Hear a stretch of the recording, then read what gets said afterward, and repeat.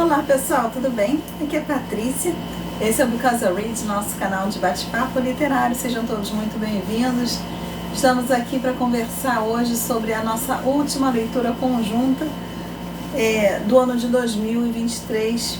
Para quem está chegando aqui agora, o Because I Read faz leitura conjunta. Todo mês nós escolhemos um título, eu dou algumas opções de escolha no mês anterior, vocês me ajudam a escolher votando.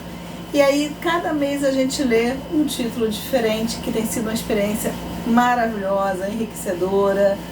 Nossa, eu aprendi muito, e essa última leitura do ano, uma leitura que realmente exemplificou bem a importância do Because I Read na minha vida literária, porque ele me obriga a sair fora da minha zona de conforto literária, mas mesmo assim eu aprendo muito, eu gosto muito. Tem sido uma experiência muito bacana e eu tenho ouvido esse mesmo comentário das outras pessoas que têm participado das nossas leituras conjuntas. Então, nós estamos aqui hoje para conversar sobre Salambô, de Gustave Flaubert. É um livro pouco conhecido do Flaubert. Ele foi publicado entre Madame Bovary, né? Para quem não lembra, né? Gustave Flaubert é o famoso autor de Madame Bovary. E logo após este livro, Salambô, ele publicou A Educação Sentimental, que é um outro livro dele que fez bastante sucesso. Esse aqui foi um livro bastante polêmico, fez sucesso até na época, mas acabou ficando esquecido e foi trazido de volta aí ano passado. A editora Canambaia lançou essa edição aqui, lançou uma outra. Está disponível no Kindle. Tem várias edições desse livro aqui no Brasil hoje em dia. Antes da gente começar o nosso bate-papo, vou pedir para você não esquecer de deixar o seu curtir para apoiar o canal. Se você não é inscrito, se inscreva para acompanhar os nossos bate-papos literários. E são todos muito bem-vindos, como eu já disse. É muito bom ter vocês aqui para trocar essa ideia, para ler os comentários, para ver o que vocês gostaram, o que vocês não gostaram, se vocês têm a mesma opinião que eu. Ou opinião adversa. É bom ter essa troca de ideia, Because I Read existe para isso, para a gente estar trocando ideia aí sobre as nossas leituras. Então, gente, como eu já falei aqui, Salambô foi uma leitura bem diferente, uma leitura bem peculiar. Eu não sabia muito desse livro, eu não sabia muito dessa história. De Flaubert, eu li esse ano foi ano passado, se não me engano, Madame Bovary, né? Flaubert, para quem não tem assim muita familiaridade com ele, é um autor que abriu as portas, né, vamos dizer assim, é conhecido por ter abrido as portas do realismo na literatura, né? Então Madame Flaubert é um exemplo disso. E aqui no Salambô a gente vai ter mais ou menos a mesma pegada realista, mas de uma forma muito mais crua, eu diria, né? Muito mais crua, muito mais contundente, né? Só lendo mesmo, gente, para vocês entenderem o que eu quero dizer com realista aqui dentro dessa obra. Então, vamos falar um pouquinho. A gente já falou de Flaubert aqui quando a gente falou de Madame Bovary. Eu vou deixar aqui embaixo na descrição do vídeo o link para nossa resenha de Madame Bovary. Então não vou falar muito sobre o autor em si, mas eu vou falar do livro, né? O preparo que ele fez para escrever esse livro. Esse livro aqui ele se passa numa época antes de Cristo, né? No meio das guerras púnicas, né? E lá fui eu, Patricinha, pesquisar guerras púnicas, que eu já tinha ouvido falar em outras leituras que eu fiz, mas nunca tinha pesquisado, né? E aí eu descobri que, né, eu aprendi, né, que guerras púnicas foram guerras que aconteceram durante praticamente um século, né? Entre os anos 300 e 200 a.C., entre o Império Romano e o Império Cartaginense. E esse Império Cartaginense, o que é? Ele é representado por Cartago, né? Que era uma cidade-estado, né? Ela tinha uma república, ela era governada por um conselho, né, de anciãos. Era uma cidade muito importante, ficava lá no norte da África, perto ali do mar, esqueci o nome do mar agora, mas assim, dava para Sicília, né, mar Mediterrâneo, se não me engano, né, e dava ali para Sicília, mas tem o mar assim, mesmo perto dela, tem um outro nome, acho que é Megara, se eu não me engano. E aí ela esteve em guerra, esse estado, essa cidade-estado de Cartago, esteve em guerra com o Império Romano. Num primeiro momento, né, essa guerra, ela teve acho que se não me engano, 3 episódios, né, foram 3 momentos de guerra. No primeiro momento foi uma disputa pela ilha da Sicília, no qual Cartago ganhou. E essa história vai se desenvolver logo após o momento histórico, né, dessa história aqui, dessa trama, se desenvolve logo após essa primeira guerra púnica em que Cartago saiu vitoriosa, né. Mas o que eu quero falar aqui do autor em relação a isso? Flaubert é conhecido por ser um cara muito perfeccionista, um cara pesquisador, um cara que corria atrás para poder escrever. E ele ficou pesquisando, esse livro foi publicado em 1862, ele começou a pesquisar para escrever esse livro em 1857. Em 1857 ele começou a pesquisar sobre Cartago, sobre a história de Cartago, sobre a antiguidade, sobre guerras púnicas. Foi para a biblioteca, foi pesquisar as culturas da região, tudo que se sabia daquela região, daquele momento histórico que ele estava procurando. Buscou amigos arqueólogos dele para pegar as informações. Então ele foi anotando, foi compilando. Em 1858 ele viajou, porque Cartago hoje se localiza na atual Tunísia, né? Na época era Fenícia, agora é Tunísia. Ele viajou para a Tunísia, ele dormiu em tendas, ele acampou, ele queria vivenciar aquilo que ele queria escrever, né? De uma certa forma ele queria respirar aquele ambiente. Então ele ficou de 1857 até 1862 pesquisando, né? Respirando esse ar, se envolvendo nessa história quase como uma obsessão, né? Para poder escrever a história que ele queria escrever, né? E aí eu tô doida para falar algumas coisas, fazer alguns comentários sobre Flaubert e esse trabalho, mas eu vou deixar isso pro final, quando a gente for falar das nossas impressões. Bom, e aí só vou falar isso, olha, ele escreveu uma carta para uma amiga dele, uma amiga bem pessoal dele, que ele tinha na época, e vira e mexe, existem cartas dele que a gente vê publicadas por aí falando do trabalho dele. E ele escreveu para essa amiga sobre Salambô desse jeito aqui, ó. O livro que estou escrevendo é tão distante dos costumes modernos que, não havendo nenhuma semelhança entre meus heróis e os leitores, ele causará pouquíssimo interesse, né? Então a única coisa que eu vou falar aqui, né, do Salambô é que Flaubert não estava preocupado aqui com o leitor. Ele queria arte, ele queria fazer a arte dele. Então o livro, antes de mais nada, segundo a vontade do autor, tem que ser lido, né? Tem que ser visto pela perspectiva de uma obra de arte. Bom, e aí agora a gente vai falar um pouquinho sobre o enredo de Salambô, que eu também não vou poder falar demais, porque senão vai estragar aqui a surpresa aí de quem... Surpresa não, né? Vai estragar o enredo da história, né, para quem for ler. Porque na verdade não acontece muita coisa. É uma repetição. Esse livro aqui, talvez, não sei como é que as outras edições estão. Nele ele tem 450 páginas. Essa edição muito lindinha aqui da Carambaia.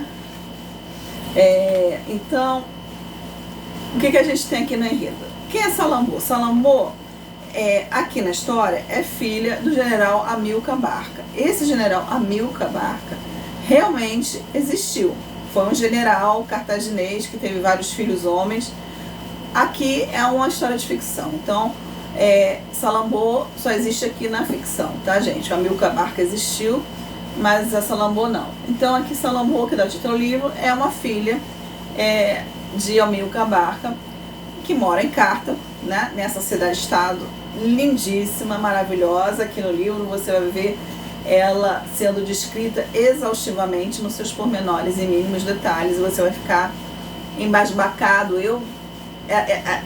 A descrição da cidade, tanto em relação à geologia, à natureza, como a descrição estética, assim, de arquitetura, né? Ela é tão rica, ela é tão cheia, né, que você fica meio que esbabacado. É difícil até imaginar toda a grandiosidade que ele descreve aqui quando ele está descrevendo a cidade de Cartago nos seus pormenores, desde os palácios, os templos, até a área dos mais pobres, até, né, os bosques, os jardins e tudo. Então, assim, Salambô, vamos voltar aqui para Salambô. Salambô é a filha da Amilcar Barca. Ela é uma virgem sacerdotisa da deusa Tanit, que é a deusa da lua.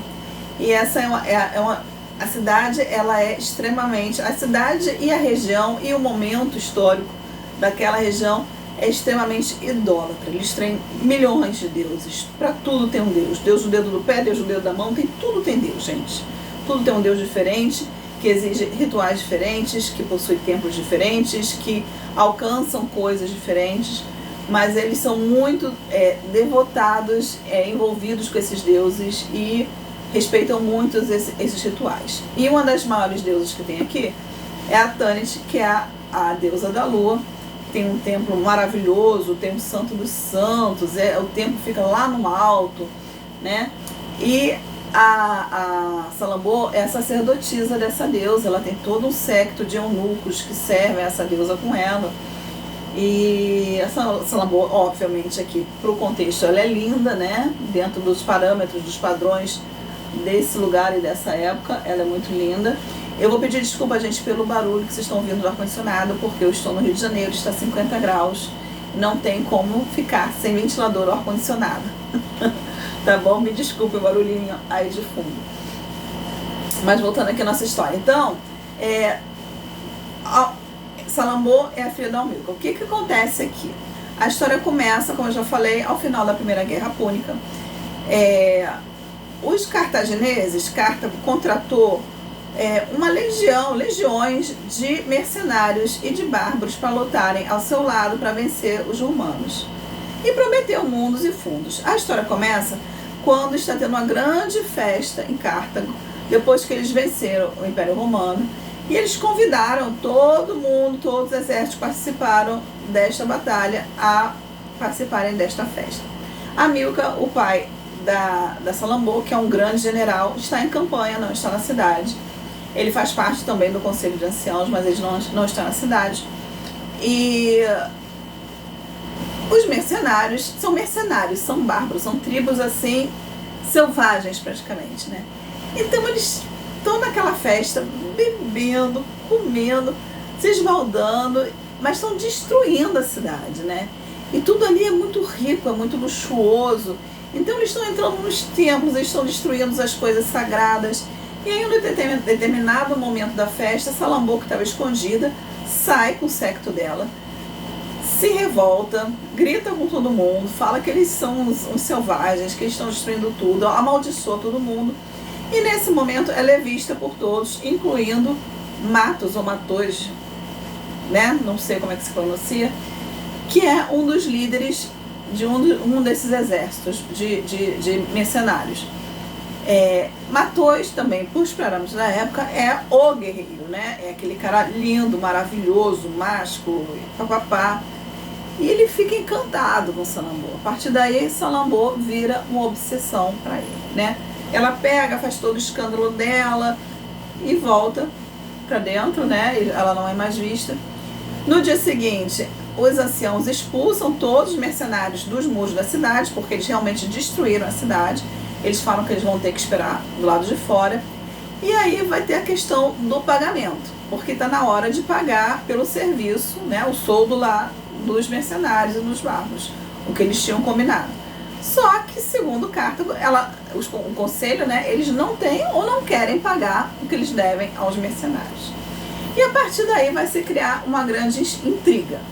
Ora, neste momento que eles estão na festa, eles libertam alguns escravos que estavam presos lá no... Tem um nome, estábulos, tá? Esqueci o nome. Tem um lugar específico que tem escravos de guerra e tudo. Eles libertam alguns desses escravos. E um deles, especialmente, chamado Expêndio, que é um cara muito esperto, muito malandro, muito 171, muito boa lábia. Ele se junta, né, aos líderes dos mercenários e das legiões e fala assim, olha, eles não querem pagar a gente. Então, a gente, né, ele já se inclui. Então, acho que vocês deveriam invadir e tomar posse de Carta. E a partir daí, gente, o que a gente vai ver é, né, uma grande batalha ou uma grande sucessão de batalhas acontecendo. Antes disso, porém, Expédio, que vira grande amigo de Matheus, né? Ele se aproxima muito de Matheus, fala que Matheus é o novo amo dele, que ele vai servir Matheus. Ouve de Matheus toda a confissão do amor dele por Salambô e tudo. O papai fala assim, bom, então vamos, eu conheço um jeito de entrar em Cartago, burlando aí o muro, os soldados e tudo, vamos entrar lá. Você vai atrás de Salambô e eu vou roubar o manto da deusa Tante, o Zainf, que eles chamam isso, esse manto. É um manto sagrado que não pode ser tocado por mãos humanas, mas é o que, segundo a lenda, é o que mantém a grandiosidade de Cartago, que mantém Cartago no apogeu político, socioeconômico, é aquele manto que está na deusa Tante. E aí, conversa vai, conversa vem, ele insiste, consegue convencer Matheus, leva Matheus lá pra dentro. Matheus está fixado não no manto, mas em encontrar Salambô.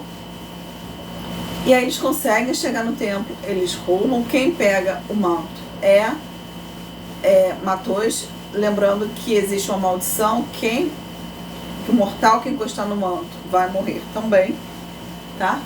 E aí ele pega o manto, e aí ele sai com o manto e sai correndo no cruz dos aposentos de Salambô, até que ele consegue encontrar Salambô. Salambô, ele apresenta o manto para Salambô, olha, é seu, para você, papapá. Salambô vê aquilo lá, dá um grito, começa a fazer um escândalo, vem soldado e tudo, ele é obrigado a fugir, a dar no pé, e fica com o manto da deusa Tante. Bom, a partir daí, como eu já falei, a história vira uma sucessão de campanhas militares, de batalhas, de estratégias, campanhas extremamente brutais, né? Assim, nojento mesmo, de tão bruto que é o que acontece com os soldados, com as pessoas, com as crianças, com os animais, com os elefantes, com os carros. Nossa, esse livro aqui, gente, se torcer, ele escorre sangue, tá? Escorre não, ele explode sangue. Escorrer é pouco, ele explode sangue. Mas, como a gente ainda está falando do enredo, vamos continuar aqui. Vai haver, nesse meio tempo, Cartago é cercada, é sitiada, né? Ganha uma batalha aqui, perde uma batalha ali, faz um cerco acolá. Cartago é sitiada pelos mercenários, está morrendo de fome, morrendo de sede. Nisso chega de volta da campanha o Hamilcar Barca, o pai da Salambô. Ele é atualizado de tudo que está acontecendo, assume o comando do exército, cria novas estratégias e consegue botar os bárbaros mercenários para correr e começa a sair em perseguição desses mercenários para que essa guerra também termine. Porque aí a gente já está mais ou menos no meio do livro quando isso acontece, quando ele aparece, né?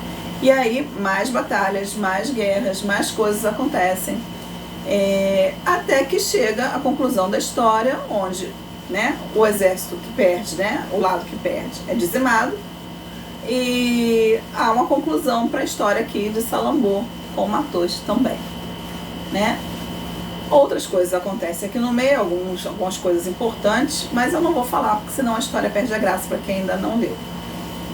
Então, gente, esse aqui é mais ou menos o resumo da história.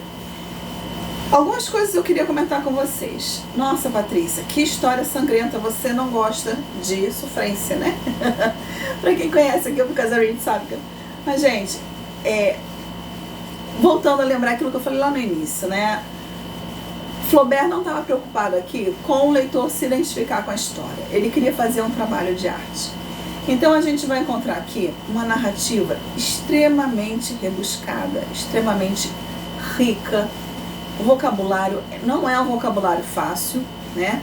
Algumas pessoas que participaram da leitura conjunta falaram assim, não, eu fui passando batido pelas palavras que eu não entendia, fui pecando sentido. Eu já sou aquela que eu pego toda palavra que eu não entendo, vou pesquisar no Google.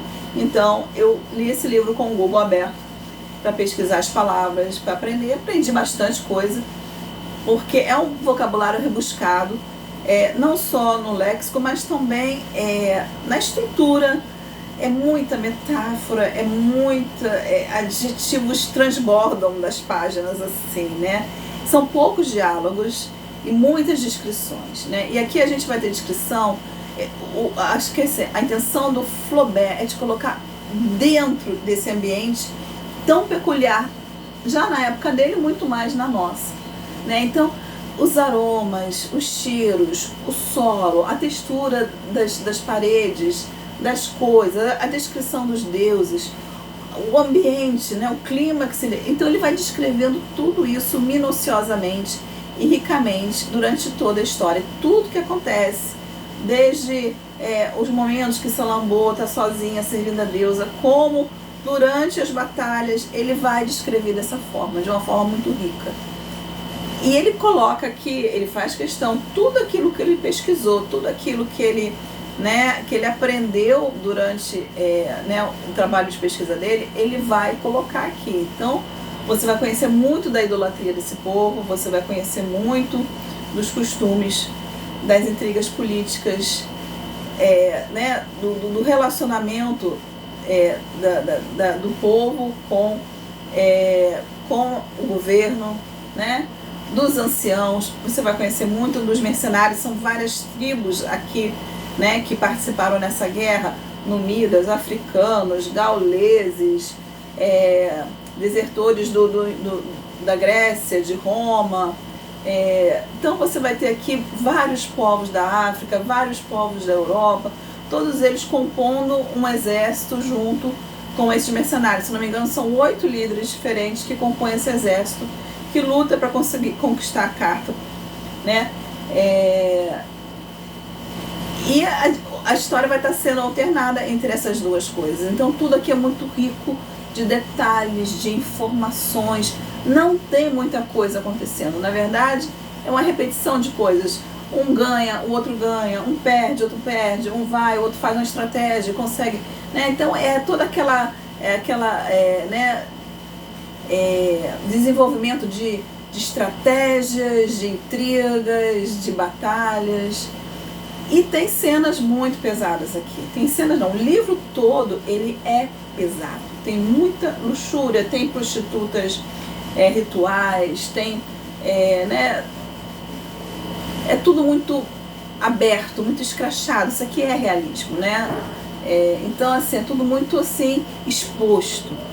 E tem até especialmente assim, mais pro final, tem uma determinada ocasião em que eles estão perdendo a guerra e eles resolvem fazer uma oferenda para o deus Moloch, né? Que, se eu não me engano, é o deus da guerra aí. E falam assim, poxa, a gente está perdendo a guerra porque a gente ainda não... Isso aí é Cártago, tá? A gente ainda não fez oferenda para esse deus Moloch. E eles vão fazer uns sacrifícios assim que vocês vão achar assim absurdos, né? Mas o que eu achei mais absurdo foi o fato deles serem baseados, de toda a história daqui está baseada em fatos que realmente aconteciam naquela época.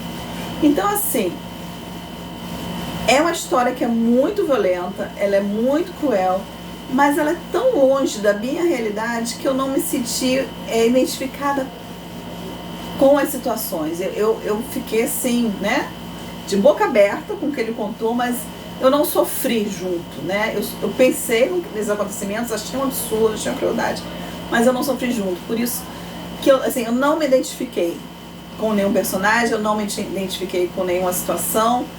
É como se eu estivesse dentro de uma nuvem, vivendo dentro de uma nuvem, né? Dentro de uma ilusão, sabe? É uma coisa muito diferente. Só vocês lendo, gente, esse livro para vocês entenderem o que eu quero dizer, né? Deixa eu ver mais o que eu tenho aqui para falar para vocês aqui do Salammbô. Vamos lá. Então é isso, gente. O livro foi muito criticado, né, na época que foi lançado, né? Porque, como o próprio Flaubert falou, não houve identificação, né, das pessoas com essa história, mas ele queria escrever uma coisa esteticamente marcante, né? E uma coisa eu posso falar para vocês: você vai ler esse livro, você pode não gostar desse livro, mas você nunca mais vai esquecer da história desse livro, né? E eu queria ler para vocês aqui. Foi muito difícil achar alguma literatura falando Salammbô. Você até acha pesquisando na internet, né? Mas assim, dos livros que eu tenho aqui sobre crítica literária e tudo, eu só achei alguma coisa no História da Literatura Ocidental do Otto Maria Carpo, né? É um box que eu tenho aqui muito bacana, que tem tudo sobre literatura ocidental, e foi o único lugar em que eu achei alguma coisa falando. E ele tem um parágrafo que ele vai falar assim, né? Ele falando dos autores da época aqui do Flaubert, do realismo, e ele fala assim: Flaubert era burguês provinciano. Mais importante, porém, do que a antítese geográfica é a econômica. A situação de rentier, vivendo de rendimentos sem necessidade de fazer negócios. Essa situação de rentier, ou então de funcionários públicos, com vencimentos e futuros garantidos, é a condição econômica da arte parnasiana e também da arte de Flaubert, modelando e remodelando os seus romances durante 5, 7, 10 anos, sem necessidade urgente de publicá-los. E aí ele fala mais à frente: na poesia arqueológica de Salammbô, Flaubert realizou o seu ideal de romance cientificamente documentado, realizando o ideal de poesia científica do parnasianismo, mas experimentando também a desgraça da doutrina. Salammbô é um romance arqueológico sem sentido histórico, um romance sem sentido humano. Bom, então assim, parece que, né, nosso autor aqui não gostou muito de Salammbô, não. Mas é realmente isso. É uma história que ela tem uma narrativa dramática o tempo todo, é uma narrativa intensa o tempo todo, ela é muito intensa, mas ela não tem profundidade. Não tem profundidade. Ela não desenvolve. Ela está muito ali na superfície da idolatria, da vingança, do poder, da arrogância. Só isso. Ela não se aprofunda em nada, né? Tá toda na beleza da estética da narrativa. Ela se prende a isso.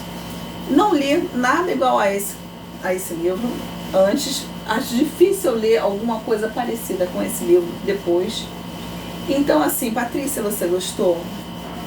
Eu não vou dizer para você que eu gostei do livro, absolutamente não é o meu gênero de literatura, mas achei uma experiência bastante válida, foi uma experiência bastante interessante, e eu acho que enquanto leitor é uma leitura que vale a pena para te enriquecer, para você ter mais uma perspectiva literária, sabe? Vocês conseguem entender o que eu quero dizer?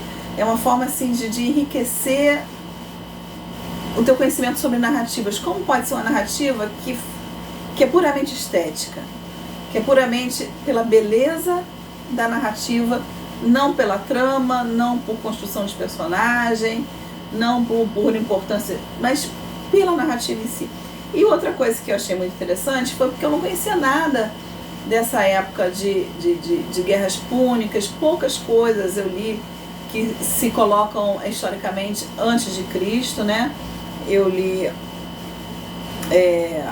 a Eneida, né? Estou terminando de ler a Divina Comédia, mas que foram, né, depois de Cristo, mas elas se referem muito à Ilíada, né, e à Odisseia, né? Mas ainda não li nem a Ilíada nem a Odisseia. Então isso aqui praticamente foi a primeira obra que eu li que se passa num tempo histórico antes de Cristo, né? E essas guerras púnicas eu já tinha ouvido muito falar, mas eu não sabia o que elas eram. Então isso me levou a pesquisar um pouco sobre Cartago, sobre guerras púnicas, sobre o que acontecia naquela região, sobre como é que eram os governos naquela época. Então foi uma leitura enriquecedora para mim nesse sentido também. Então é isso, pessoal. Essa é a nossa leitura. O Because I Read vai entrar em recesso agora na leitura conjunta. A gente não vai ter leitura conjunta nem em janeiro, nem em fevereiro. Mas em março nós voltamos com a nossa leitura conjunta. Quero que vocês todos participem. É uma experiência muito bacana. Quero agradecer também quem durante esse ano participou da nossa leitura conjunta. Tem alguns que são membros fixos do nosso grupo de leitura. Muito obrigada a vocês pelo compromisso, pela participação. Tem pessoas que não estão todos os meses, mas estão com bastante frequência. Tem pessoas que participaram de uma ou outra leitura. Todos vocês, meu muito obrigado de coração. Obrigada por toda a contribuição que vocês deram ao meu enriquecimento literário, cultural, a toda a troca que a gente pôde fazer. Foi uma experiência muito boa, tem sido, e enquanto eu puder, a nossa leitura conjunta vai continuar, tá bom? Eu quero muito ver vocês lá participando. É isso, pessoal, a gente volta aí, mas tem muitos vídeos agora para sair daqui para frente. Nós estávamos meio parados, mas a gente tem que falar das melhores leituras de 2023. A gente vai falar o que a gente está pensando ler em 2024. Quero fazer um book haul aqui do que a gente comprou aí na Black Friday, tá bom? Me aguardem. Grande abraço para vocês. Não esqueça de deixar o seu curtir e se inscrever no canal. Tchau, tchau.